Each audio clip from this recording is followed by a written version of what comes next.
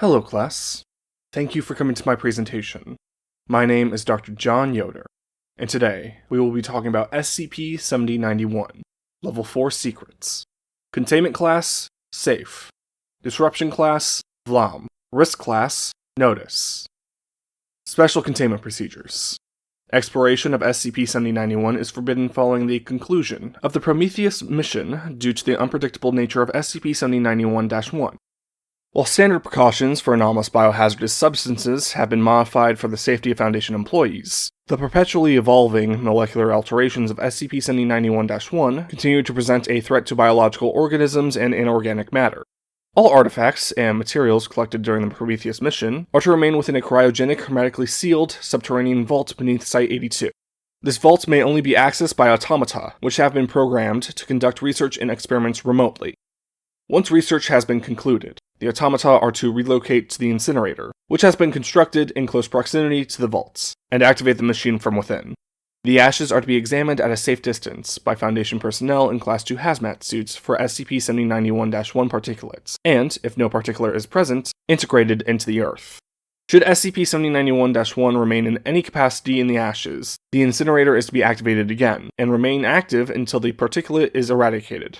Personnel found to contain SCP-7091-1 are to be terminated remotely and subjected to the same processes as the automata assigned to this object. Astronomical reports that suggest the existence of SCP-7091 by civilian scientists are to be discredited, and the astronomers are to be administered Type B amnestics. Research into constructing a shield that obstructs SCP-7091 from all angles on Earth is ongoing. Description: SCP-7091 is a Dyson sphere, a formerly hypothetical megastructure that completely encapsulates a star and is able to siphon most, if not all, of its energy output. Located at Coordinates redacted in the Andromeda Galaxy, 1.865 million light-years from Earth. Despite measuring 15% smaller than Sol, the star contained by SCP-7091 produces approximately 1.23 times 10 to the 35th power joules per 24-hour period, roughly the same amount of energy Sol produces every year. This energy is siphoned off by SCP-7091 via solar arrays and transferred directly to the fourth planet in its solar system, named Crystellia B by Foundation astronomers. SCP-7091 is tidally locked with Crystellia B, although how this is possible given the distance and relative size difference between the two celestial objects is unknown. The surface of Crystellia B is hypothesized to have been overtaken and altered by the abundance of SCP-7091-1. This hypothesis is supported by the ruins of a now-collapsed, spacefaring civilization on Crystellia B. Due to the high concentration of SCP-7091-1 on the planet's surface and moons, a thorough investigation into the remnants of the society is not possible at this time. SCP-7091-1 is a telepathic, parasitic black mold. SCP-7091-1 causes cells to regenerate exponentially faster than normal, while also removing all motor control and autonomous bodily function in infected, sapient organisms. This process does not affect higher cognition, however. It is also capable of combining atoms of organic matter to inorganic matter, as well as combining the atoms of inorganic matter with other inorganic matter if allowed to propagate unabated. Exploration. An artificial construct orbiting within Crystellia B's Roche limit was discovered to have minimal amounts of SCP-7091-1 present on its surface and within its docking ports. The minimal amount of SCP-7091-1 particulate was within acceptable risk parameters outlined by the Ethics Committee. On the 8th of June, 2087, an expedition to the artificial construct dubbed the Prometheus mission was proposed by the Anomalous Astronomical Division and later approved by the O5 Council. A 3-person team of interstellar exploration veterans was dispatched to investigate the structure. Lucile Cabot, Natalia Burr, and Jasper Gibson volunteered for the anthropological mission, having all participated in deep space explorations into ancient megastructures over the last decade. They each were outfitted with Class 2 hazmat suits, which were worn underneath their spaceflight suits, and a gun that fired both incendiary and ballistic rounds. Their primary objective was to investigate the artificial construct, under the assumption that, due to the relatively trace presence of SCP-7091-1, they would be able to find living members of Crystellia B's inhabitants, or non-contaminated objects they left behind for study. Using an experimental warp drive reverse-engineered from Saurian technology, the Foundation was able to transport Cabot, Burr, and Gibson at speeds faster than light to Crystellia B. After a short recovery period to prevent deceleration sickness, the team disembarked the vessel and entered the artificial construct through the open ports. Prometheus Mission Log .01. The following recording was transmitted from the team's mounted body cameras to the ship, where it was relayed to Foundation headquarters. Beacon log. This is Lucile Cabot of the Prometheus mission with our field report. We have de-warped from hyperspeed about 2 Earth hours ago, and are approaching the station orbiting Crystellia B. Time now is approximately 0200 hours. The artificial megastructure can be observed through the window of the vessel. The construct is large enough that its entire length cannot be viewed without panning the viewport camera. It appears to be constructed of a metal alloy, with various seams where additional metal plates were welded to the structure after its initial completion. Several grooves can be observed on the exterior, forming paths and patterns that resemble triangles. Orange lights can be seen emanating from within. At the top of the structure is a device resembling an antenna, with a blinking red light at the end of it. Looks like someone's home, Captain. I'm picking up a ton of organisms on the inside. Could be uninfected life forms from Crystellia B, or maybe some SC remnants. SC stands for Saurian Collective. Run a deep scan of the area in the range of 5,000 kilometers. Check for Saurian scouting ships, frigates, the works. On it. Burr activates the vessel's exterior sensors, inputting the range suggested by Cabot. The sensor takes several minutes to compute. Once it completed its task, 14 dark green circles indicating the presence of vehicles that are clustered together can be seen on the screen on the exterior of the structure. Several dozen smaller clusters, suggesting the presence of organisms, can be observed within the artificial structure as well, although they are stationary. Got something. A lot of somethings, actually. Sensors picking up Saurian ships, but they're way too close together. What do you mean? I mean that there's no less than 14 SC ships coinciding with one another in almost the exact same space, while also somehow still being distinct objects. And they're, expanding, growing? Metal doesn't move like that. This scanner isn't malfunctioning. Perhaps this is a previously unobserved anomaly. Could be. I also ran a diagnosis for local Hume levels. Everything about the Saurian ships meets our expectations of their tech. The only anomalous thing I saw about that cluster of ships is the presence of SCP-7091-1. They seem to be growing almost organically, too, kind of like a flower. Can we dock on that side? Negative. There's too much SCP-7091-1. We're gonna have to try port side. I thought AAD cleared the station. AAD stands for Anomalous Astrological Division. Base is a little less than 2 light years away. I'm not surprised they missed the cluster of ships, or the SCP-70911 starboard side. Bring her in. Copy. The vessel approaches the portside docking bay of the artificial structure. The bay door is slightly ajar and off the tracks, and SCP-7091-1 can be observed from the viewport camera. From the other side of the bay door, a small segment of a Saurian ship can be observed. The ship's nose is protruding into the bay door, connecting the two via strands of SCP-7091-1. Attempt a manual override. Gibson enters several keystrokes on the vessel's primary datapad. After several minutes, he is able to remotely access the artificial structure's mainframe. He presses a few buttons, but none are able to control the bay door mechanism. He turns dials on the screen, and the bay door begins to open, albeit with difficulty.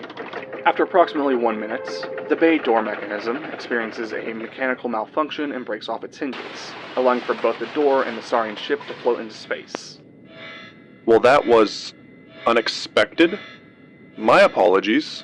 Any port in a storm, right, Nap? Strap in, folks. Burr brings the vessel inside, and, after Gibson activates and closes the emergency doors to the structure's hangar, she powers down the vessel.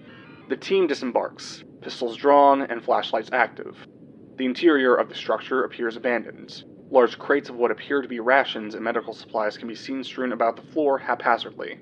There are 2 large spacefaring frigates present, both coated in a thick layer of rust and SCP-7091-1 particulates. From the ceiling hang strings of interwoven SCP-7091-1 matter, resembling cobwebs. These strands reach from the ceiling to the wall, where they can be observed descending to the floor similar to tree roots. Within the strands, in between the wall and the leftmost frigate, emaciated humanoid cadavers can be seen fused to the floor. The upper dermal layer of the cadavers has been integrated with SCP-7091-1, leaving the remainder of exposed dermal tissue black. What can be seen of the cadavers shows that they possessed long limbs, approximately twice as long as an average human's. The heads are bulbous and enlarged, although whether this is a result of SCP-7091-1 infection affecting necrosis or the natural shape of the organisms is unknown. The heads that are the least altered possess 4 eyes, a larger pair near the top of the head, and a smaller subset on the sides of the skull. The eyes of the organisms are glossed over, suggesting their cessation of life. However, when Cabot shines her flashlight on them, the eyes can be seen tracking the lights. What do you make of this? The bodies must still have some neural activity going on, given the physiological response. Beyond poking them with a stick, though, I can't tell you if the infected are still alive or not. Gibson overrides a mechanism in the hangar bay, moving a pillar-like object along a track that was obstructed by the SCP-7091-1 web. The strands snap, allowing for the humanoid organisms to collapse onto the floor in front of him. Several organisms groan, while others begin speaking in Krayic, albeit with obvious strained difficulty. Can you translate, Gibson? I am a tad out of practice with old extrasolar dialects, but... Looks like 3 words? Consume, expand, and grow? I'm not sure if that is them talking or SCP-7091-1, however. Regardless, it looks like they didn't get very far. Doubtful. The hulls of these ships are too shot for deep space. Plus, I don't see any repair tools or automatons nearby. They were probably marooned here. A crashing sound is heard from deeper within the artificial structure. The team members raise their weapons as Cabot approaches the door leading to the interior. She looks through the glass viewports, and, upon determining it's safe to progress, activates a keypad on the side of the door, opening it. The door attempts to slide upward, but the girders are obstructed. Gears church, and the door eventually snaps off its railing, falling backward. It lands away from Cabot, and making considerable amounts of noise. Cabot motions for Gibson and Burr to follow. The team makes their way through a triangular corridor. The presence of SCP-7091-1 has diminished significantly from the hangar, and is barely visible from the team's perspective. Sigils resembling Krayic are visible on the walls, hastily written, judging by the quality of the writing. Gibson? Something about a spread. This character is typically associated with infection or mold. Perhaps a warning about SCP-7091-1 infection. A warning? Seems a little late for that, don't you think? It's not for them. It's for us. Should we press on, Cap? Affirmative. End log. Prometheus Mission Log .02. The following footage resumes after the team traversed through the space station. During the intermittent period of the last log and the beginning of the subsequent one, no dialogue was spoken, and observations were consistent with what was already discovered, hence its exclusion from this document. Relevant footage resumes at the entrance to an antechamber. Begin log. Camera pans, revealing a large sliding door covered in SCP-7091-1, which has formed into vine-like structures. Cabot attempts to access the door via the control panel on the right side of it. Despite a green light activating, indicating a successful connection, the door remains sealed. Blast it? I'm leaning that way, but we should exhaust our other options first. We don't know how the SCP-7091-1 will react to live rounds. Incendiary might do the trick, but again, can't know for certain. Ignited mold and ash could prove hazardous. Right. Maybe there's a weapon or a pipe or something around here we can try to pry it open with. Good thinking. Let's look around here. The team disperses while still remaining in visual contact with one another. Cabot examines a relatively small amalgamation of seared flesh and eyes that are bound together by SCP-7091-1. The eyes track her, but do not otherwise react to her lights or any additional stimuli. Cabot shines her lights beyond the mass of SCP-7091-1, revealing a corridor completely obstructed by mold and fused corpses. Gibson examines the ceiling. From the ceiling hang loosely formed stalactites comprised of rotten corpses, relatively devoid of SCP-7091-1. A piece of muscle matter drips from the stalactites and lands right in front of Gibson, who steps back to avoid the residual splatter. At the base of the stalactites is a pattern of swirled flesh that resembles a face, albeit the eyes are closed. The face extends from Gibson's position deeper into the space station, disappearing into the obstructed corridor. Burr rounds a stanchion-like structure with an active display atop it. The display has SCP-7091-1 on approximately 50% of its surface, although Burr is still able to activate dials and buttons on its holographic surface unabated. At her meddling, lights within the area turn on, and a ventilation system can be heard activating. Think I got something, folks. Gibson and Cabot make their way over to Burr. Gibson moves to stand in her place in front of the display, and begins reading the symbols that have appeared.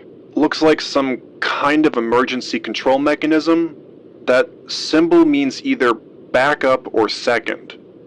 This one says entrance? Might open that door. Gibson turns the dial below the entrance sigil. Seconds later, gears and other machinery can be heard turning. There is a loud stuttering sound, as if the mechanism has become obstructed by a foreign object. Gibson turns a few more holographic dials, later confirmed to be him diverting more power to this mechanism from other areas in the space station. After approximately 3 minutes, the vine-like structures preventing their access from the antechamber snap and the door opens. Cabot pats Gibson's shoulders and leads the team through the door to the antechamber. The floor is covered with SCP-7091-1 in far greater concentration than was previously observed. The texture of the mold makes the floor partially adhesive, hindering the team's movement slightly. As they progress into the antechamber, the vine-like structures begin to contract, closing the door behind them. Shit. Captain, we have a problem. We can worry about the door later. Do you still have your data pad? I do, yeah. There's 2 organisms a few meters ahead of us, right next to each other by the looks of it. Keep an eye out. Along the walls of the antechamber are metal plates, twisted and reformed so that they barely resemble their original shape. Spheres comprised of non-homogeneous metals, and SCP-7091-1 levitates above short pillars of SCP-7091-1, arranged in 2 rows parallel to one another. Large display monitors are suspended at an angle from the ceiling, displaying flashing sigils that read, "Ship construction complete. Ready to launch?" At the far wall of the antechamber are 2 humanoid cadavers. The bodies are approximately 3 meters tall and likely possessed a large amount of muscle mass, judging by the patterns on the sloughing skin that loosely resemble that of human muscle. Each cadaver has 7 digits on each hand, and have a digitigrade foot structure, although the cadaver on the left is missing one of its legs. The cadavers appear to be embracing one another. One of the cadavers turns its head toward the team and reaches its hand out. The mouth moves, allowing the cadaver to speak, although their speech is apparently impeded by the presence of SCP-7091-1 in their throats. It is hard to tell for certain. I think it might be hungry. Let's not give them more biofuel, huh? At the base of the cadaver's feet is a journal, devoid of SCP-7091-1. Cabot examines the journal, and, after confirming that SCP-7091-1 is not present within its pages or cover, encloses the journal in a biohazardous material transportation container. The ships were literally just a button press away from launch, Cap. Jesus. God clearly did not have good plans for them. Well, let's pack it in and go home. We've done everything we need to do here. Copy. End log. Recovered scientific journal.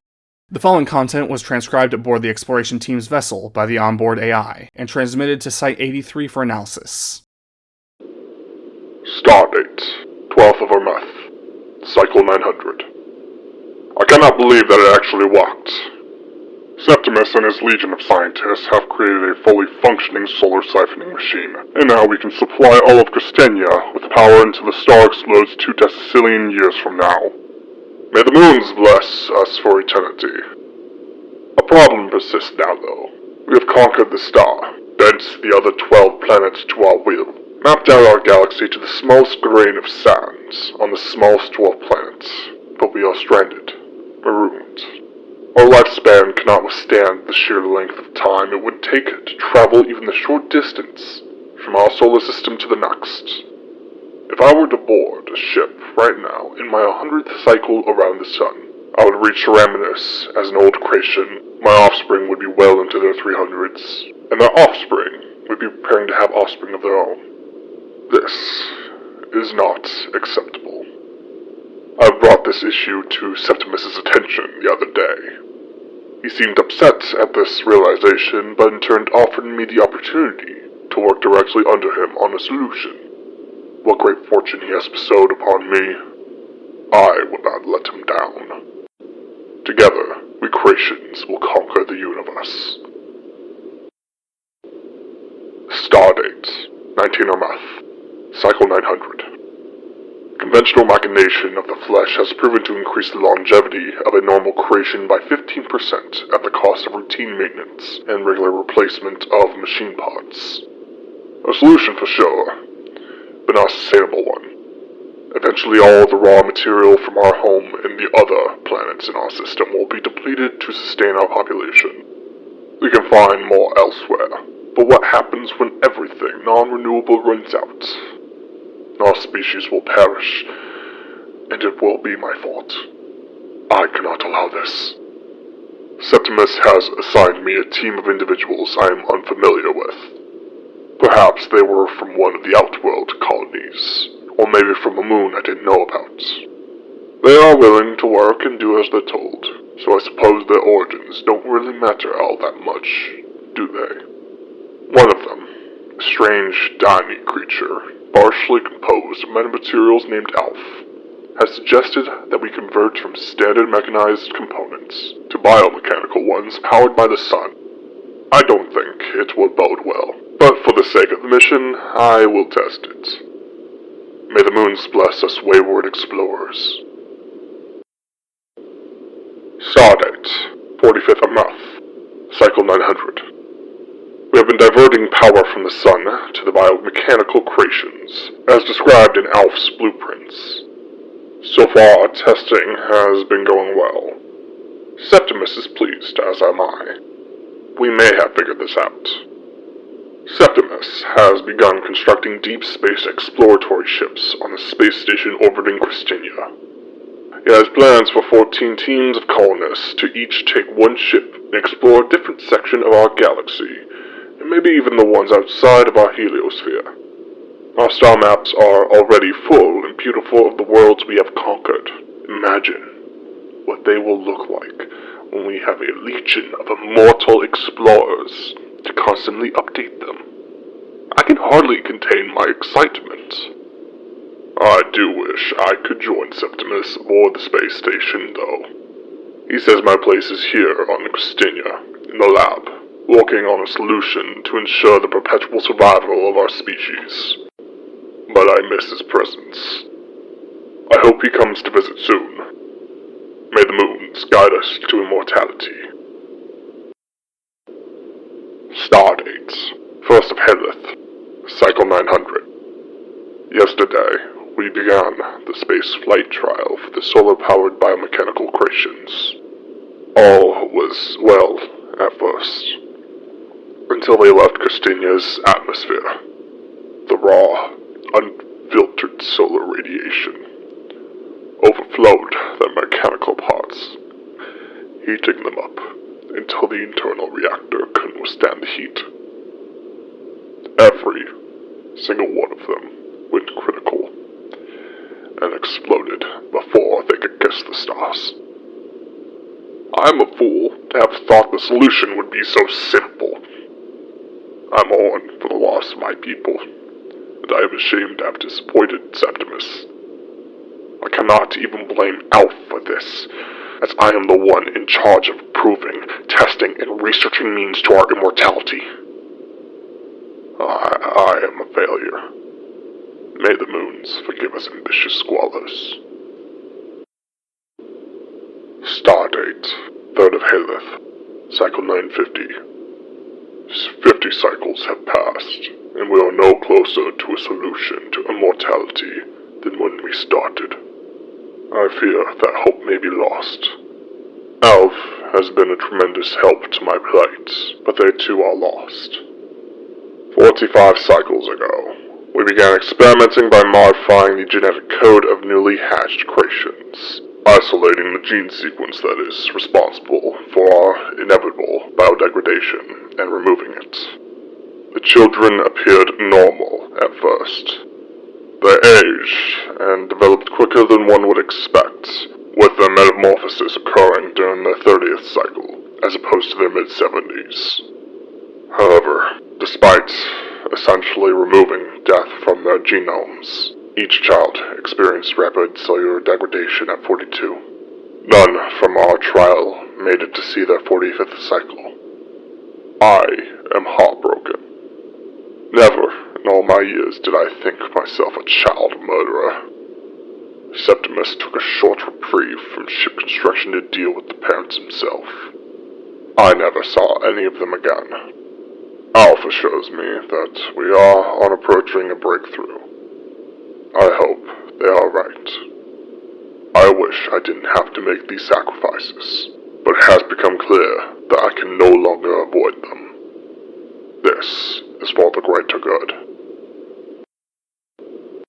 Stardate, 14th Ermith, Cycle 1075.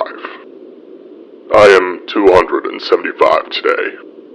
I felt a kink in my bones for the first time today. I really am getting old.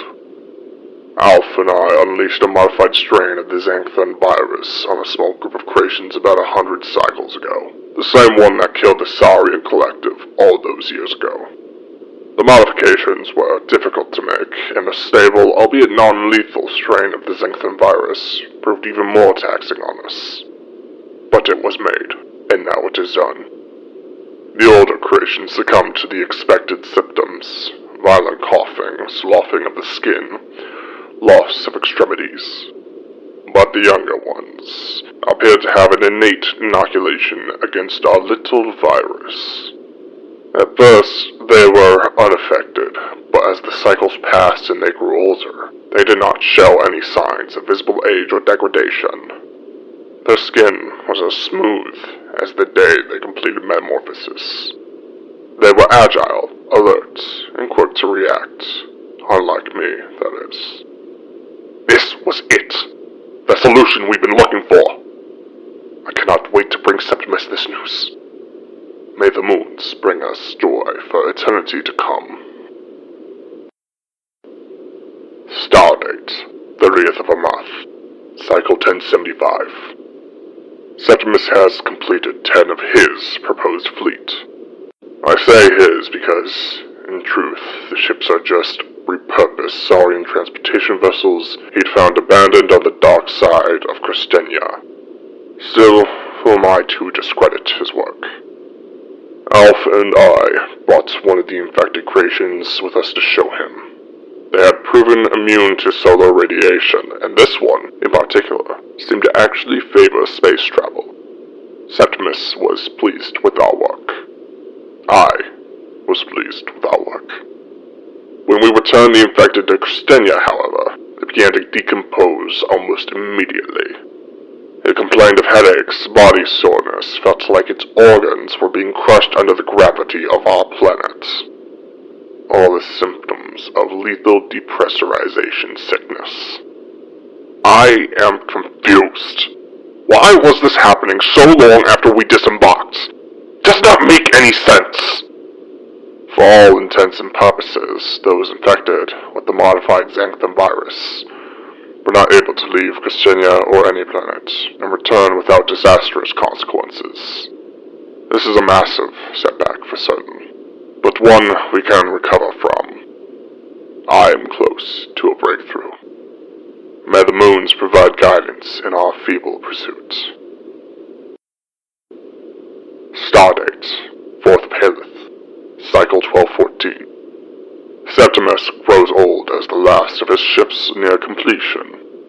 I, too, am getting on in my years. I should have offspring by now, and they too should be rearing the next generation of creations into life. And yet here I am with Alpha, stuck in the confines of this inferno laboratory, trying to understand why I cannot release us from the binds of mortality. I am 314, and I have accomplished nothing. Stardate, 16th of a month, 1300. Hope to explore the galaxy and beyond has fallen in our people. Alf has become infected with some sort of fungal growth they encountered while scrounging the caves for new test subjects. We've all but been abandoned at this point. When I walk through town, they point and jeer at me, mocking me and my team for our failures. I should like to see any other creation suffer under the same pressure as I. They would crumble in 20 cycles, maybe less.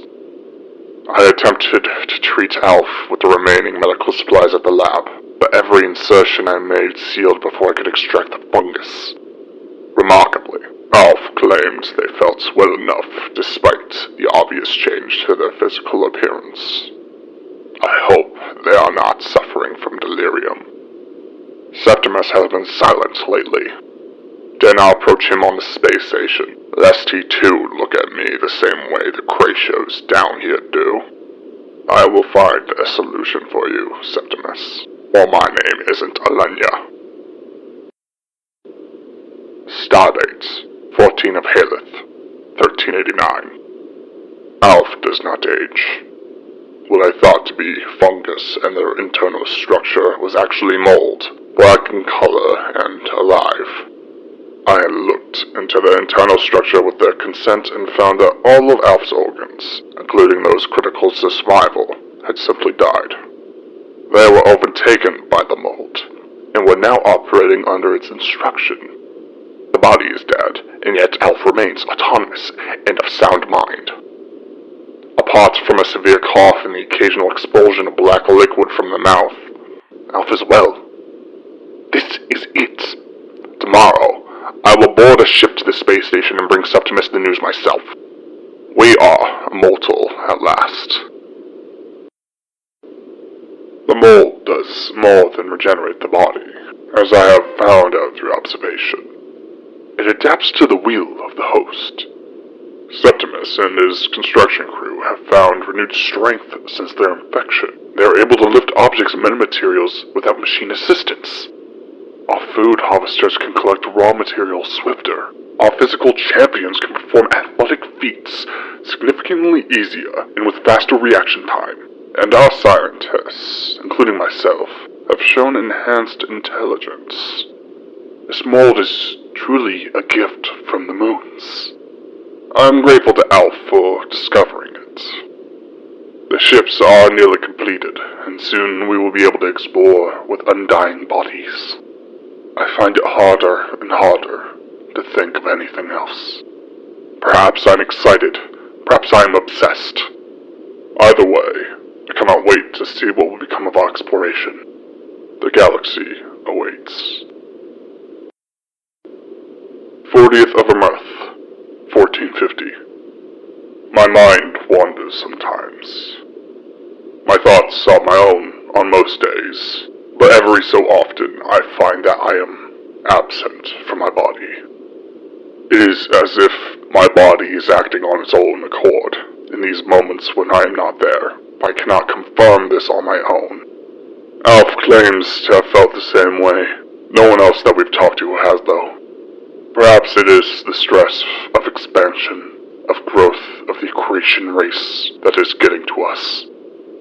Every time we try to conduct tests on ourselves, though, we find that the same circumstances occur. Recording devices that we set up are dismantled at our hands. Outside observers lose interest and leave once testing begins. Septimus has not responded to my correspondence either. I wish to see him, but I cannot seem to enter a ship. I heard it today. The voice. It was telling me to grow, to expand, to consume. It is a guttural thing, one that stems from a place I do not wish to know of. My mind fights for control harder and harder with each passing cycle. There are days when I cannot see my environment, and all I see is the mold. I can feel it growing slowly in my internal anatomy.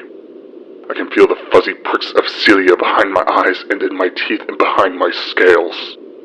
I wanted to ask Alf if they had felt the same symptoms as I, but all that came out of my mouth was growth. The creations all look the same now. Their eyes are pitch black and fuzzy. Their scales are made of cilia. Their bodies are made of mold. I can hear them talking to me, though their mouths do not move. They whisper into my ear about the darkness, about the hunger, about the spread. I do not want to go into that dark place. Mold spreads at alarming rates. It covers a quarter of the planet now.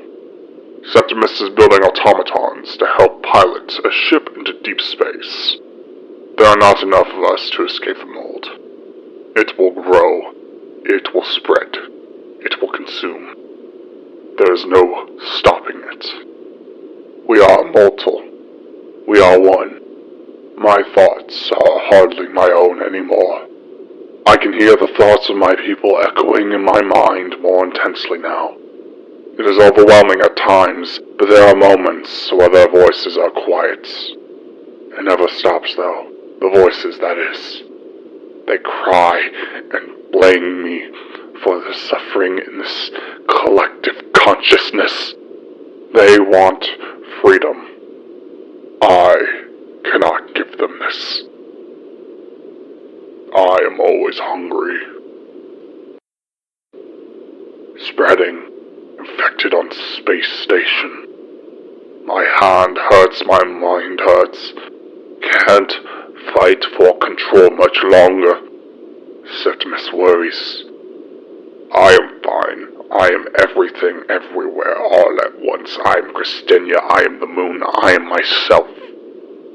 The hunger is excruciating. I ate a creation, absorbed their molted body into mine. I felt full. I must eat again. The spread, growth. The universe is a morsel, and I am a predator. It awaits my consumption. I will eat the stars. I am in that dark place now. I can feel myself slipping deeper each day of each cycle that passes by. I can hardly form a thought outside of the hunger. I can hear a ship approaching. I do not recognize the design. Someone, please save me.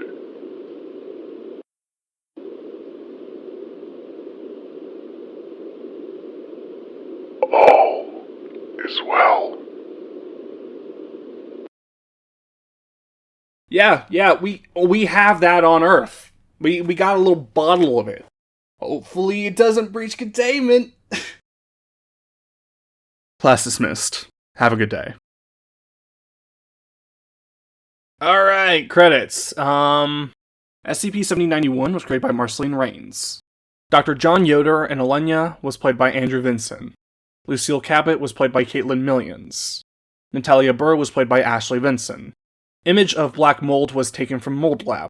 Photo of Crystellia B was created by kristian fagerström. All other images were produced by NightCafe. And Jasper Gibson was played by BedtimeSCP, who is our guest for today's video. Now, fair warning, this was recorded a while ago. The original plan for this charity event was that I would donate $250 per charity, but that was just not financially, responsible for me, so we switched to $50, and, the rest would come from the GoFundMe. Bedtime SCP is aware of this, so, but we're going with the same recording, so if he says $250, that's why. Hey, this is Bedtime SCP. I've been asked to give a few words here. Working with Andrew on this project was very easy. There was a total of 4 emails between him and I, less than 24 hours, and cleared up any confusion between the two of us. The information given was fantastic. Any questions that I asked were very quickly responded to. Working with Andrew was easy. I have 0 complaints about it. In addition with that, he offered to donate $250 to a charity of my choice. I chose the American Foundation for Suicide Prevention. The topic of suicide sits very close to me. I lost a close friend to suicide, and I almost became a statistic myself twice. If you have those thoughts, please call or text 988. And if you believe that a loved one might be having some issues, you can go to the American Foundation for Suicide Prevention, and they can provide help to you for how to navigate that situation. I'd like to thank Andrew for offering the donation. He didn't need to offer it, and it just made working with him actually a little bit better, in my opinion. Show that he cares enough to donate to a charity. Alright, that was a great pick. The third share is going to the American Foundation for Suicide Prevention. Thank you guys so much for watching, and I'll see you in 2 days.